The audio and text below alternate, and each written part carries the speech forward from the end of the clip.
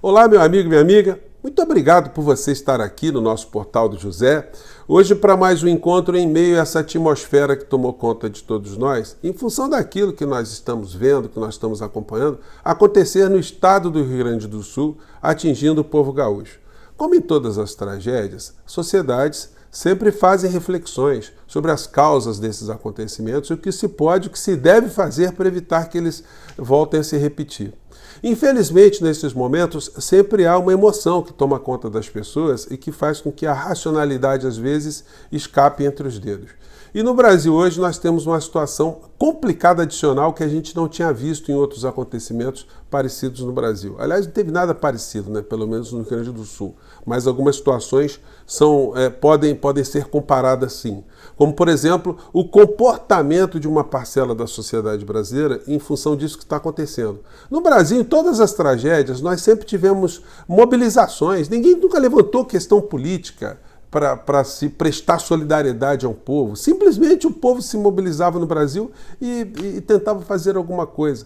Mas nesse momento nós temos um fator adicional que distorce muitas coisas, como, por exemplo, o mau caratismo, a vigarice, o oportunismo político que não está nem aí para as pessoas e para os danos que todo o povo gaúcho está sofrendo. As pessoas simplesmente perderam qualquer contato com esse sentimento nobre que os seres humanos aqui no Brasil sempre cultivaram, que foi o de empatia, que é essa capacidade de você se colocar no lugar do outro para poder sentir aquilo que a pessoa está sentindo, né, e tentar de alguma maneira, né, fazer alguma coisa para minorar aquela questão. Isso ficou muito evidente no período da pandemia aqui no nosso país, onde certamente você se horrorizou, você se assustou em ver pessoas que você conhecia e que de repente estavam indiferentes à morte, ao descaso, ao comportamento criminoso daquele que deveria ser o principal gestor da nação, que foi a figura do ex-presidente da República, o inelegível e agora adoentado, né? Eu vou conversar com vocês e trazer aqui algumas imagens muito importantes, né, que mostram que, além desse episódio que nós estamos vendo nesse momento, nós temos que avançar em algumas reflexões para poder entender e para poder ajudar que elas não se repitam mais aqui no Brasil e que, se acontecer alguma situação semelhante, que a gente tem alguns antídotos, alguns remédios, né? Só não tem remédio para a doença da alma, mas essa também a gente vai tratar aqui no nosso papo de hoje. Antes de mais nada, quero convidar você que está chegando agora ao nosso portal e não nos conhecia, para que você se inscreva aqui conosco, conheça também os nossos outros vídeos. Se você gostar, compartilhe e recomende, não se esqueça. Dê o seu joinha, mande seu comentário e, se puder, se inscreva também aqui no nosso clube de membros. Você que é muito bem-vindo e muito bem-vinda. Bom, gente, começando aqui por um fato inusitado, né? Ontem o Jornal Nacional, o principal veículo de comunicação jornalístico aqui no nosso país, foi apresentado do Rio Grande do Sul, né? A equipe toda foi deslocada para lá, a gente não sabe quanto tempo eles ficaram para lá, mas se comportaram quase como um escritório de correspondência ou de uma situação de guerra, uma situação de conflito. Foram para ali, né?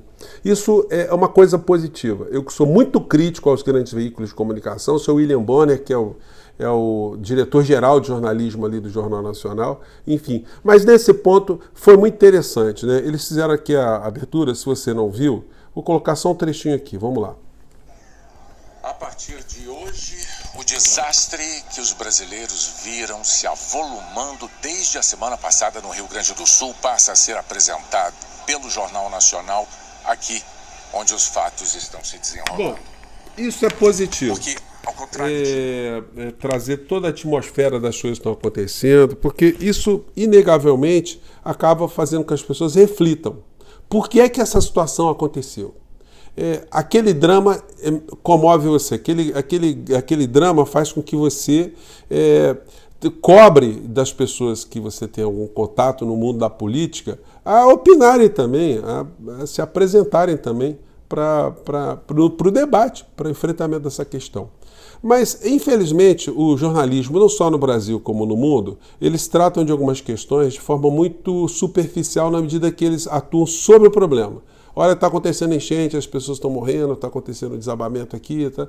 Mas eles não avançam para poder esclarecer às pessoas por que é que aquilo está acontecendo. e como se fazer, como se deve fazer para que esse problema não se repita. E aí, todo o grande telejornalismo, não só no Brasil, mas como em outras partes do mundo, eles evitam entrar na raiz do problema, porque todos os problemas podem ser resolvidos, né? Os problemas de gestões públicas, de problemas que afetam a sociedade. E para resolvê-los, é necessário uma coisa chamada recursos. E quando se fala em deslocar recursos para resolver esse tipo de problema, os recursos eles devem sair de algum lugar. E o Brasil tem recursos? O Brasil tem recursos, mas uma grande parcela dos recursos do povo brasileiro são carreados para um buraco negro que a gente não sabe que buraco é esse, que está relacionado a dívidas, que nós não sabemos que dívidas foram essas, a que se prestaram, ao que resolveram e o que estão resolvendo. E na medida que esse assunto não é trazido à discussão, ele fica ali protegido, né? Inclusive os partidos progressistas, a esquerda, o governo federal, o presidente da República, o ministro da Fazenda, todos os atores políticos, eles tratam dessa questão como um grande tabu. Ninguém chega e fala dessa questão abertamente. Ninguém fala que essa é uma questão central, que se não for resolvida não tem dinheiro para absolutamente nada. O Rio Grande do Sul vai sobreviver, ele vai se reerguer. O povo gaúcho vai se reerguer. Agora, serão necessários muitos recursos para ajudar que essa situação seja minorada. Da onde virão os recursos? Vão se remanejar recursos da saúde, da educação, do saneamento básico, da habitação, da cultura? Da onde? Simplesmente vai se tirar dinheiro da sociedade e vai se preservar dinheiro de pagamento de juros para banqueiro, de uma situação que a gente não discute. Enfim, essa é uma questão central, né? Então, os telejornais eles apresentam uma situação superficial, mas se mergulharem nas questões, vão ter que chegar até o orçamento público da nação, o orçamento da nação. E aí a coisa fica complicada para eles, porque eles são sempre favorecidos em função desse sistema econômico que cada vez mais faz com que quem está ganhando muito dinheiro continue a ganhar muito dinheiro. Então, a gente não vai ver setor nenhum empresarial de peso no Brasil ou fora do nosso país preocupado, né, ou preocupados com questões ambientais, com questões orçamentárias para se proteger a sociedade, se proteger o meio ambiente, se isso afetar os seus interesses econômicos, os seus interesses corporativos, né? Então fica aí o registro, aí, eu acho que é importante levantar essa lebre aqui com vocês no nosso espaço, né? Ontem, a gente vai fazer uma ligação aqui com a falta de empatia, né, dessa gente toda no meio dessa história, dessa gente do campo da extrema-direita.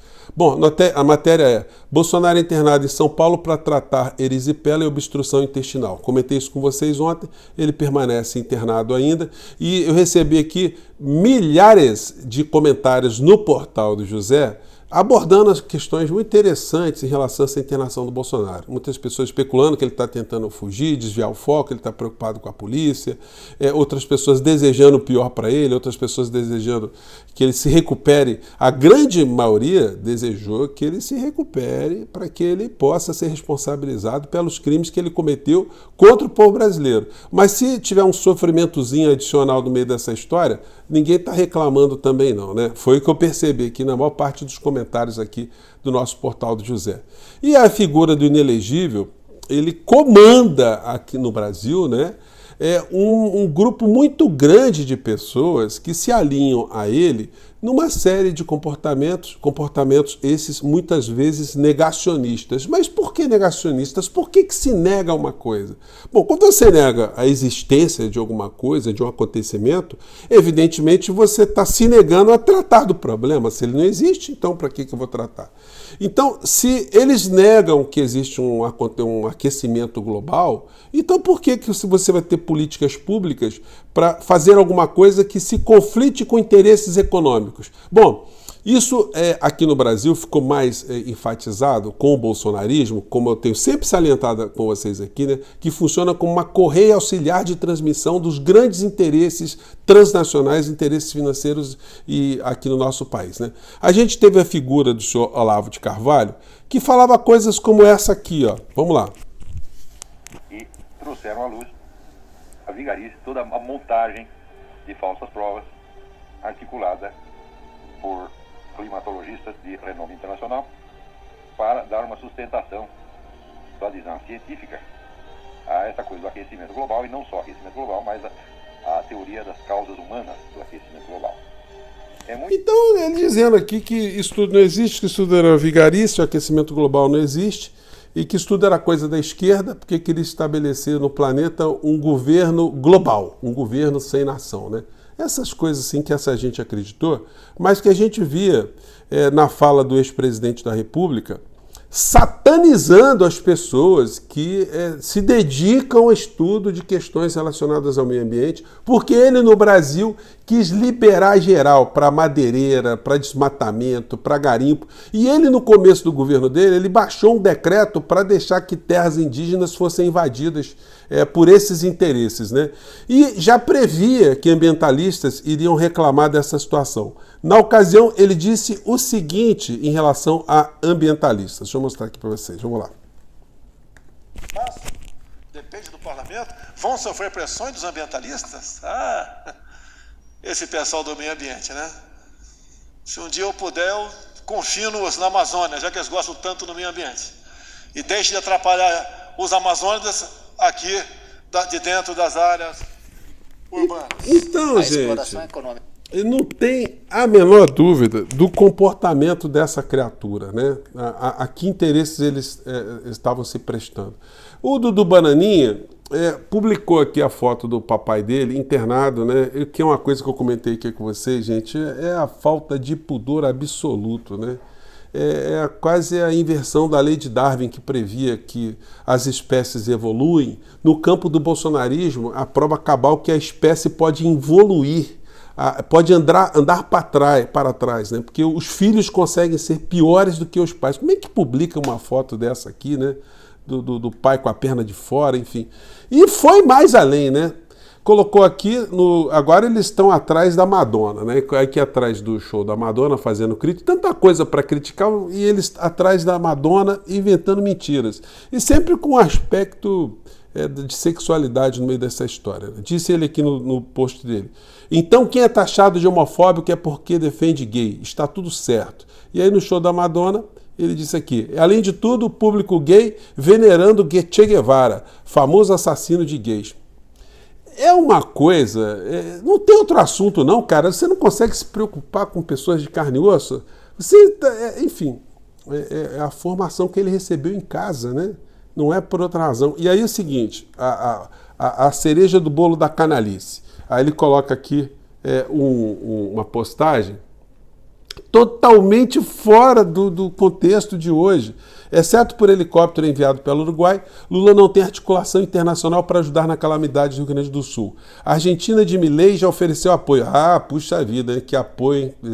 Eles estão passando mais problemas do que a vã filosofia pode imaginar, né? Depravados mentais petistas priorizam política ao povo. Cadê Itamaraty, ONU e OEA? Ô, Dudu Bananinha, você é ignorante, é mau-caratista, você tem algum problema mental muito grave, né, que você precisa de tratamento, é tudo isso junto. O que tem a ONU, a OEA, o Itamaraty a ver com enchente, com catástrofe no Rio Grande do Sul, né? Bom, ou estaria Lula esperando apoio do Hamas? Gente, isso é o suprassumo da pilantragem que eu mostrei para vocês. Ele coloca isso aqui, ó, que tem a ver uma coisa com outra. Grupo terrorista palestino Hamas parabeniza Lula por vitória nas eleições. Vocês estão vendo só como é que é uma gente adoecida, né? E aí é o seguinte, a gente vê o Nicolas Ferreira publicando um vídeo aqui. Um adolescente que está lá também me enviou no direct e me confirmou o que está acontecendo. Alguém mais confirma isso? É uma acusação muito séria, tenho visto diversas outras sobre autoridades locais também.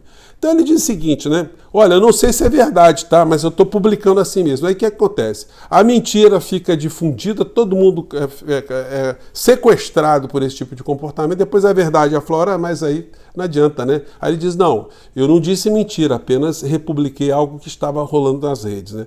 É a pilantragem. O que ele publicou? Vamos lá, essa adolescente aqui. Eu sou voluntária aqui na natação em Canoas. Tô aqui desde ontem, fui embora às 5h40 da manhã, tá, gente? Voltei hoje pra ajudar aqui. A gente recebeu muita doação do estado todo.